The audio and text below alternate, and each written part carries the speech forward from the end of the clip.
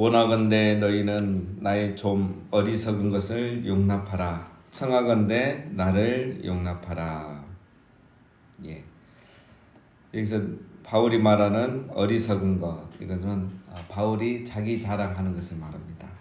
내가 어쩔 수 없이 내 자랑을 좀 해야 되는데 용납하고 들어주라. 이겁니다. 바울이 갑자기 왜 자기를 자랑하게 되느냐? 정말 자랑을 위한 자랑이 아니고 거짓 교사들이 저러니까 내 이야기를 좀 하겠다는 거죠. 그래서 내 이야기를 용납하고 들어주라. 그래서 용납하란 말이 두 번이나 이렇게 나오고 있죠. 근데 사실 바울이 보면 자기 자랑도 많이 하질 않습니다. 거짓 교사들을 굉장히 책망하는 말들이 많이 나옵니다. 2절 내가 하나님의 열심으로 너희를 위하여 열심을 내노니 내가 너희를 정결한 처녀로 한 남편인 그리스도께로 드리려고 중매함이로다.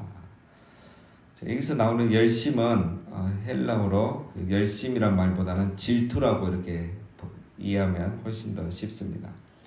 하나님의 질투하심으로 너희를 위하여 질투하노니 이렇게 이해하면 되겠죠. 하나님이 질투하는 심정으로 바울이 고린도 교회를 지금 질투하고 있다 이런 의미입니다. 자, 바울은 자기를 뭘로 비유합니까? 중매쟁이. 중매쟁이는 처녀 총각을 이렇게 소개시켜주고 자기는 빠지죠.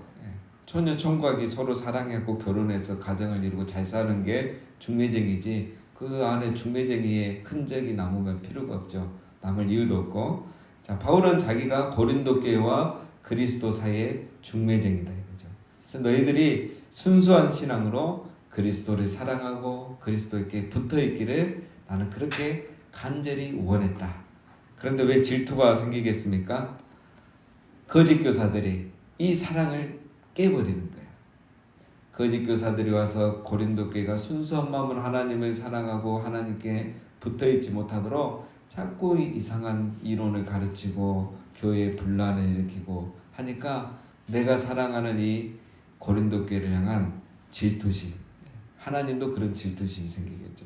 자, 그 비유를 이렇게 설명을 하는 겁니다. 자, 3절 2절 마지막에 보면 그러나 나는 뱀이 그 관계로 하와를 미혹한 것 같이 너희 마음이 그리스도를 향하는 진실함과 깨끗함에서 떠나 부패할까 두려워하노라. 이제 본심이 나오죠. 그러나 나는 3절 마지막에 두려워한다라는 거죠. 무엇을 두려워합니까? 가운데 나오죠. 거짓 교사들이 고린도 교인들을 미혹해서 마치 뱀이 하와를 미혹해서 하나님과 아담과 하와가 멀어지게 한 것처럼 이 거짓 교사들이 너희와 하나님 사이를 멀어지게 할 것이 걱정이 된다 이거죠. 참 선생은 누굽니까? 그리스도께 가까이 가게 하는 게 참 선생인데 이 거짓 선생들은 그리스도에게서 멀어지게 하는 거죠. 자기 자랑하는 이유가 뭐겠습니까? 거짓 교사들이 자기 자랑을 계속 하는 이유가 무엇이겠어요? 자기 자랑하는 사람은 목적이 있죠. 자기를 따르게 하는 게 목적이죠. 자기 자랑하는 이유는 자기를 따르라는 거죠. 우리 정치인들도 그렇고. 자, 근데 이 거짓 교사들도 마찬가지고. 자, 바울은 자기 자랑을 하지 않는 이유가 자기를 따르게 하는 게 아니라 그리스도를 따르게 하는 거죠. 그래서 그리스도를 가르치는 거죠. 자, 4절. 만일 누가 가서 우리가 전파하지 아니한 다른 예수를 전파하거나 혹은 너희가 받지 아니한 다른 영을 받게 하거나 혹은 너희가 받지 아니한 다른 복음을 받게 할 때에는 너희가 잘 용납하는구나. 더 잘도 용납하는구나. 이렇게 하면 더 다가오죠. 자, 여기 나오는 다른 예수, 다른 영, 다른 복음. 자, 이거는 그리스도 외에 다른 가르침들을 말하는 겁니다. 예수 그리스도 외에 자꾸 다른 걸 가르쳐요. 쉽게 말하면 율법을 강조한다거나 할례를 강조한다거나 안식일을 강조한다거나 음식을 강조한다거나 이런 것들을 자꾸 가르친다는 거죠. 자, 그런데 이런 거를 막 와서 거짓 교사들이 가르쳐요. 이게 중요하다고. 너 예수님만 믿어서 구원받는 게 아니라 이 율법을 잘 지켜야 된다. 바울은 이런 걸 안 가르친다. 거짓 사도, 가짜 사도이기 때문에 이런 걸 강조 안 하는데 이게 정말 중요하다. 이렇게 이제 가르치는 거예요. 그러면은 이 고린도 교회 교인들이 잘도 용납한다 이거예요. 잘 받아들인다 이거예요. 우리 주일날 말씀을 하면 나다나엘처럼 합리적 의심을 한번 해야 되는데 합리적 의심의 단계를 거치지 않고 그냥 다 용납하는 거예요. 맞구나, 그렇구나. 의심 없이 믿어버리는 거죠. 그러니까 고린도 교회 교인들도 문제인 거죠. 거짓 교사도 문제지만 이 합리적 의심 한번 하지 않고 바울에게 그렇게 다 배웠으면서도 아무 생각 없이 그냥 다 용납하는 이런 문제, 이것도 문제가 있죠. 자, 5절. 나는 지극히 크다는 사도들보다 부족한 것이 조금도 없는 줄로 생각하노라. 여기서 이제 지극히 크다는 사도는 그 우리 베드로, 요한 이런 사도를 말하는 게 아니고 뒤에서도 사도란 말이 한 번 더 나옵니다. 지금 이 예루살렘에서 파견 나온 이 거짓 교사들 말합니다. 예루살렘에서 온 이 거짓 교사들. 그 사람 사도란 말이 보내심을 받은 자라는 뜻이거든요. 보내심을 받은 자. 그러니까 예루살렘에서 보냄 받아서 온 이 거짓 교사들을 말하는 거죠. 그 사람들하고 비교했을 때 내가 전혀 부족함이 없다. 뭘로 봐도 그 사람들에게 부족함이 없다 이거죠. 그러면서 이제 예를 하나들을 설명합니다. 6절. 내가 비록 말에는 부족하나 지식에는 그렇지 아니하니 이것을 우리가 모든 사람 가운데서 모든 일로 너에게 나타내었노라. 자, 내가 비록 말에는 부족하나, 자, 이 부족하단 말을 우리가 이제 그 말 그대로 문자 그대로 봐가지고 이제 바울이 말이 굉장히 어눌한 사람이다 이렇게 우리가 생각하는데 사실 그렇지 않습니다. 예. 이 부족하다는 이제 전문가가 아니다 이런 뜻입니다. 전문가가 아니다. 여러분 바울이 말을 못하는데 어떻게 복음을 전해서 이제 많은 사람들이 돌아오겠습니까? 그 나중에 사도행전을 보면 바울이 아레오바고에서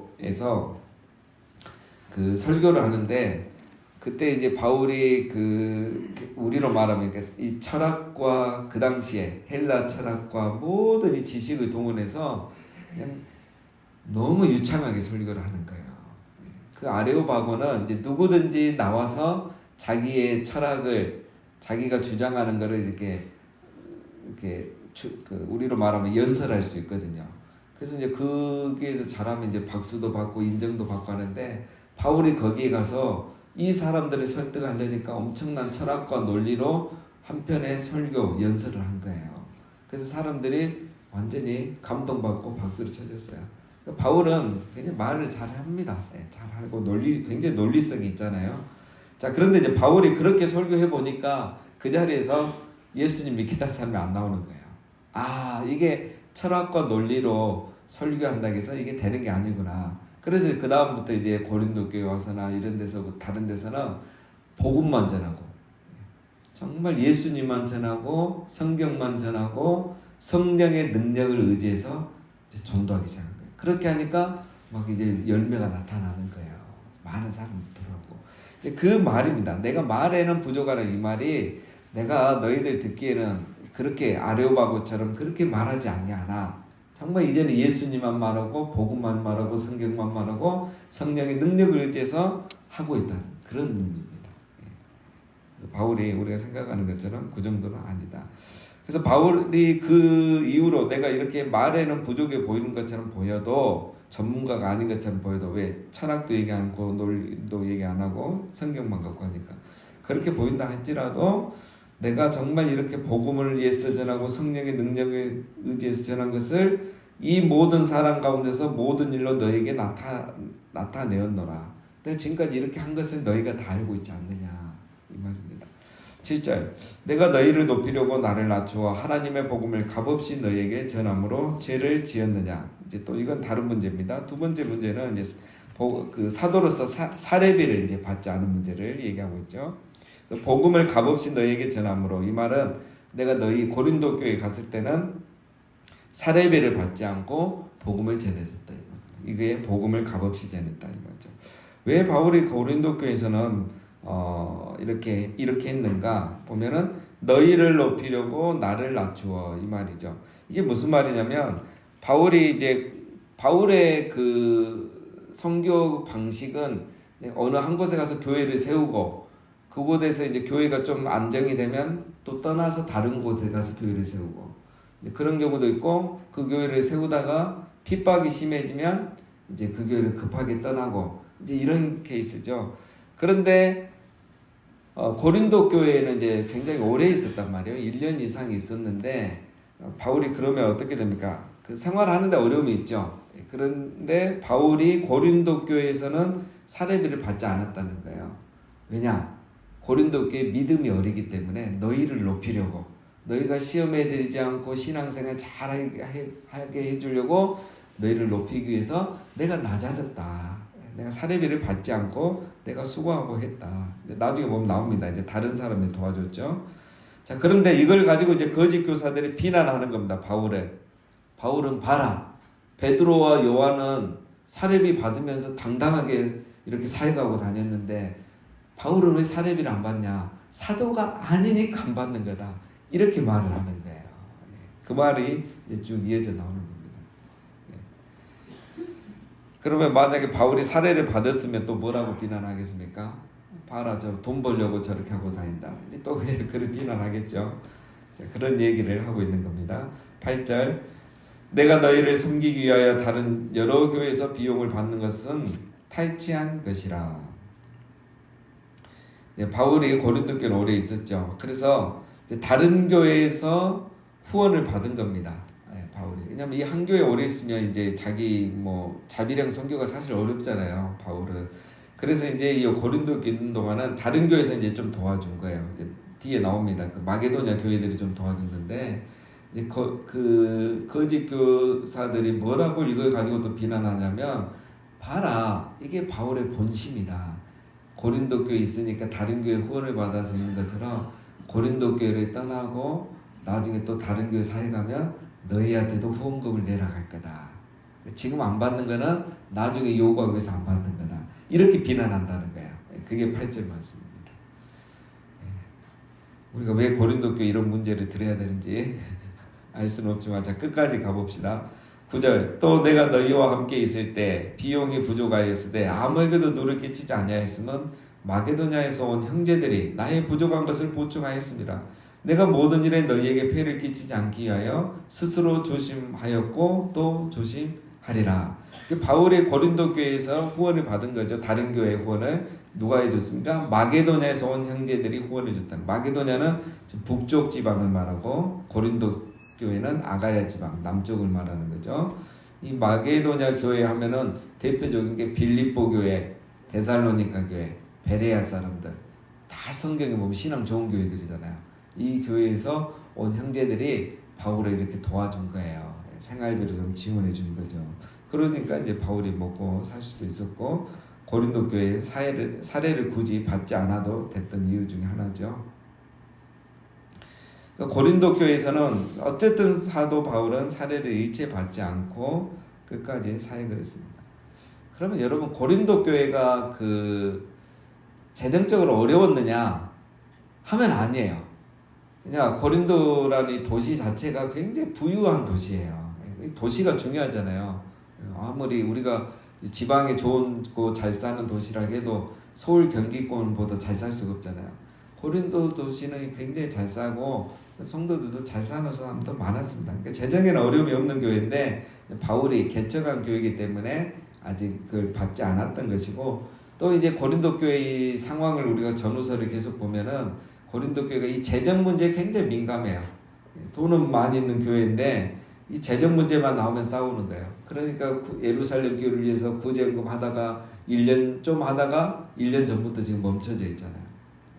이 재정을 구제나 선교나 뭐 이런 부분에 있어서는 굉장히 인색한 교회가 사실 또 고린도 교회입니다.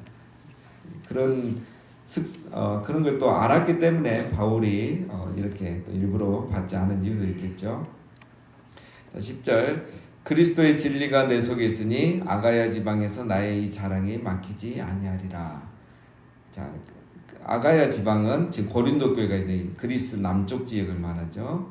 자, 이 말은 내가 아가야 지방에서 너희 고린도 교회에서 계속 사례를 받지 않겠다. 앞으로도 이 자랑, 사례를 받지 않는 이 자랑이 계속 이어지도록 내가 계속 그렇게 하겠다는 겁니다.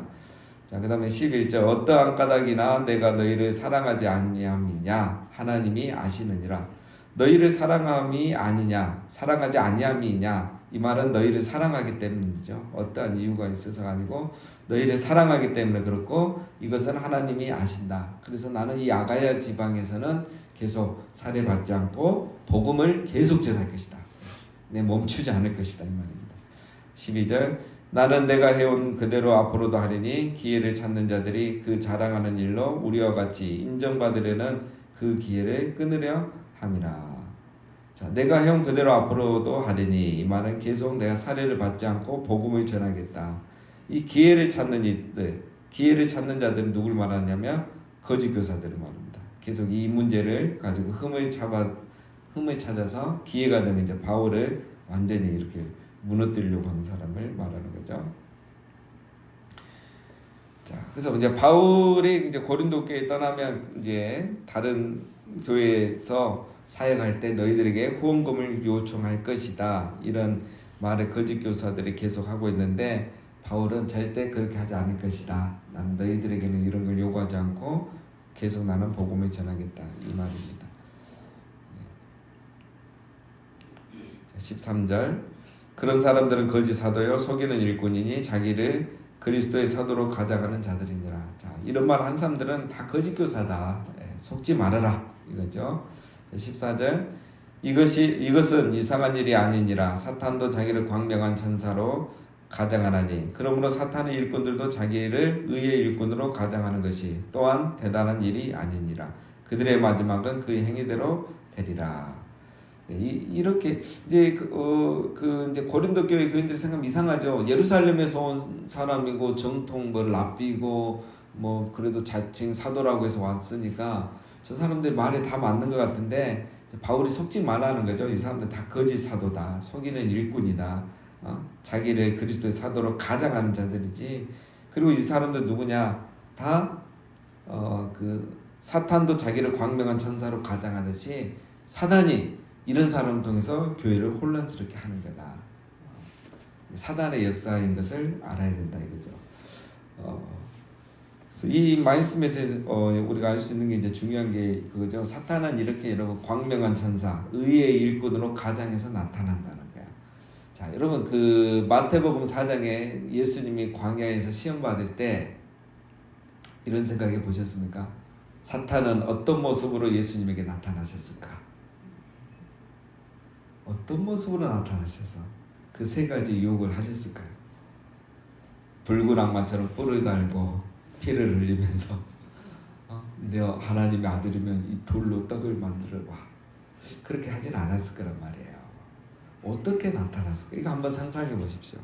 이거예요. 그러니까 사단은 여러분 우리가 생각하는 것처럼 그렇게 나타나지 않습니다. 생각보다 우리 가까이에 있어요.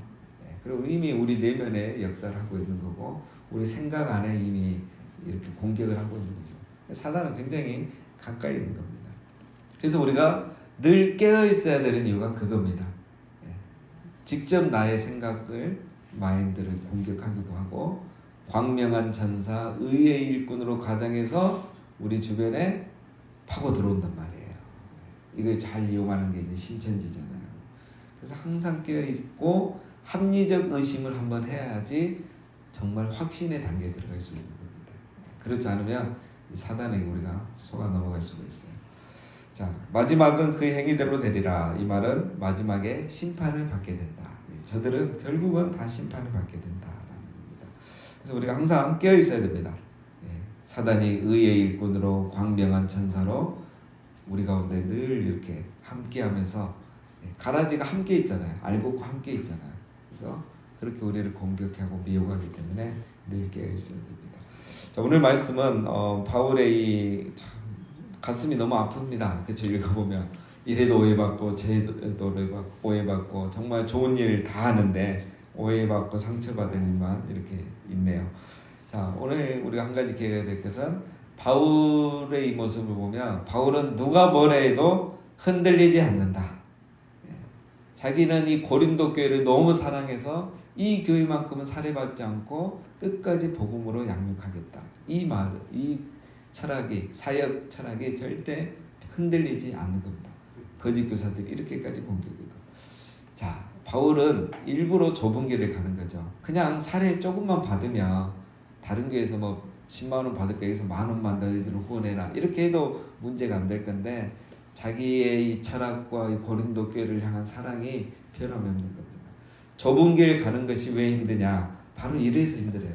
좁은 길 자체도 힘들지만 좁은 길을 가면 넓은 길 가는 사람들에게 다 손가락질 받거든요. 그게 힘든데 바울은 이 좁은 길을 흔들림 없이 계속 가는 겁니다. 누가 뭐래도 거짓 사도라는 이 오명까지 받을지라도 바울은 그 길을 계속 가는 겁니다. 왜 그렇습니까? 사람에게 인정받는 게 중요한 것이 아니고 사람에게 칭찬받는 것이 중요한 것이 아니고 어제 살펴본 것처럼 하나님에게 칭찬받고 인정받는 것이 중요하다는 걸 바울은 알고 있기 때문입니다. 자, 오늘 하루 우리가 살아갈 때 좁은 길을 걸어가고 또 좁은 길을 걸어가면서 사람의 말에 흔들리지 않냐고 주의 뜻을 행하고 끝까지 좁은 길을 가는 우리 모두가 되시기를 주님의 이름으로 축원합니다.